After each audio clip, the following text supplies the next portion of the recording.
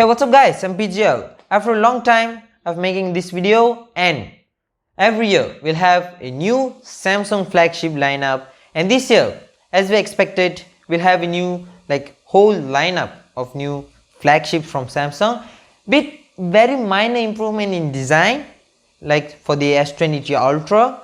Okay, but the cameras are a lot improved in this year, especially video, which I will talk about in a bit. But I'm genuinely excited when I was watching the keynote for this event.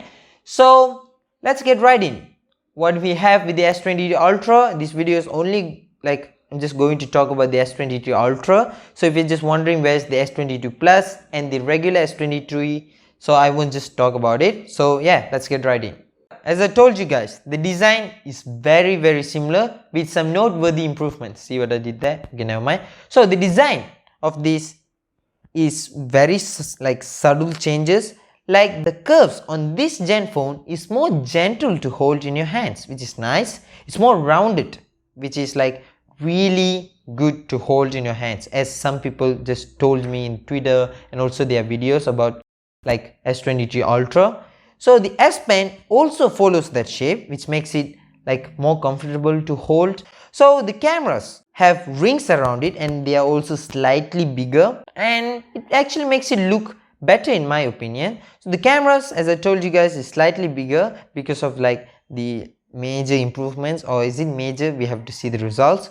Well, that's all. That's the overall design change. Well, talking about the colors, there are four main colors that is Samsung telling it is inspired from the nature, like the green, and some other lavender and the cream, and also another one. But these four changes which I will put here, so these are the four default color options. But if you online this phone or pre-order it in online in Samsung's website, you will get additional four more colors options, which I think is really nice. My favorite one is sky blue, which just adds a nice touch to it, but we'll have to see it in real life to judge it. But from the renders, I like the sky blue, but for the default colors, I'll prefer the cream, which is nice. Well, moving away from the cameras, actually not cameras, we are moving into the camera section. Okay, whatever. So the cameras are awesome based on their videos and also people testing it out in real life. It's just really obvious the changes are huge. Okay, I've never seen this much focus on videos this time from Samsung. I've seen it that much focus on S9. I think I just totally forgot when they just focused on videos more like this, which is really nice because Apple was the only god for the videos in smartphones, but now Samsung is just focusing on the video section. Also they support 8K, which I'll talk about in a bit. But this is some really huge improvements which I think is really great. Okay, let's start.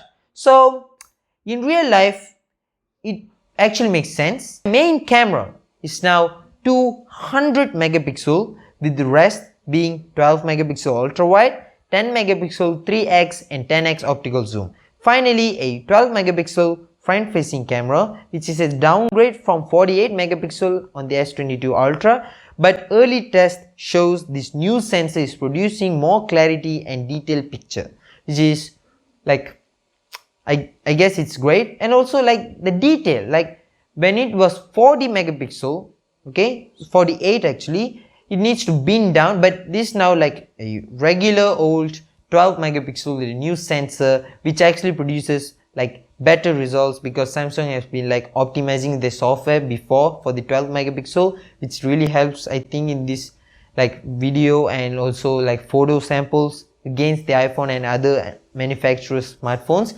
So I think this is really nice. But talking about the 200 megapixel, it's a lot. So the main 200 megapixel is just not only to impress in spec sheets, but it also helps in real life photos. Okay, for example, they're using 16 bending down 16 pixels into 1 pixel to get great low light photos, which is really nice. So it's just not capturing all the light on the 200 megapixel to produce a better low light image. That's not just how it works, because to cover up the whole sensor you need more light, which you can't get at night. So that's why they're just using the binning technology, like 16 pixels into 1 pixel and gathering it up into like 12.5 megapixel shot to give you like these great low light shots, which is theoretical because some like reviews are coming out which shows improvements. But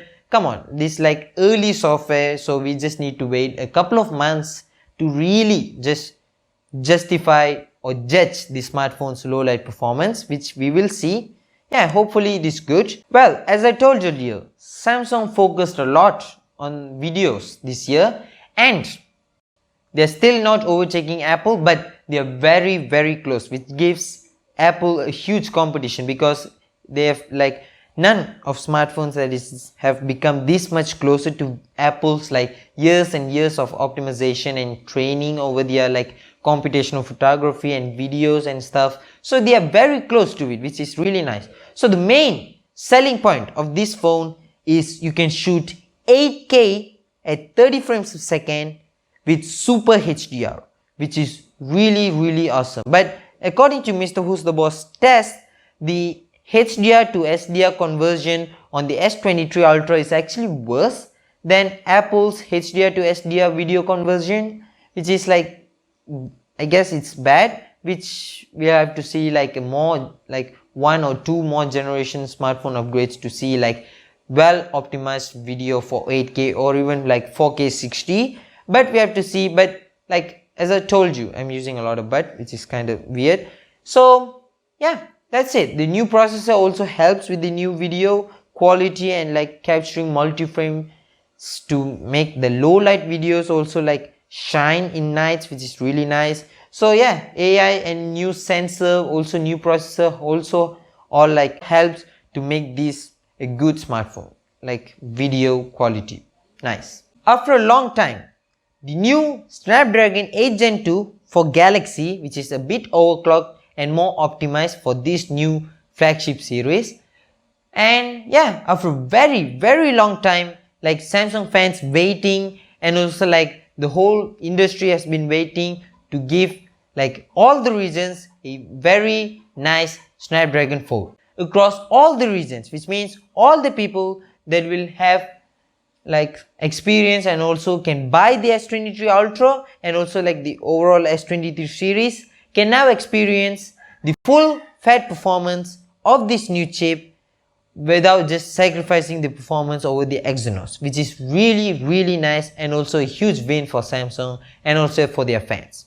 Nice. So that's the overall like changes that we can actually notice. So the display is like very similar as far as I can see. So like the bottom chin still exists in 2023, like really Samsung. We've just improved that. I guess we have to see it in the next S24 or S25 series smartphones. But yeah, that's the overall changes. I hope you got like this base knowledge of this new smartphone in this new tech world. Okay, so yeah, that's it. That's the overall thing about the S23 Ultra. And yeah, I've been not posting. I've been preparing for my like main exam, which is like, as I told you, it's really important for me. And also I was writing a movie and like drawing storyboards on it, like planning out the shots and also like setting up the schedule based on that, like shooting and stuff. Yeah, there's a lot going on this like 4-month period, which is nice. I think it just improved a lot thanks to you guys, because I could just had this new knowledge how to film, how to like edit, how to do like great videos and like movies. So yeah, I've learned a lot through this YouTube, and yeah, hopefully I can post a lot of videos in the upcoming years and the upcoming months. Yeah, it's been a long time since I said this, but yeah, that's pretty much it. Catch you guys in the next one. Cheers.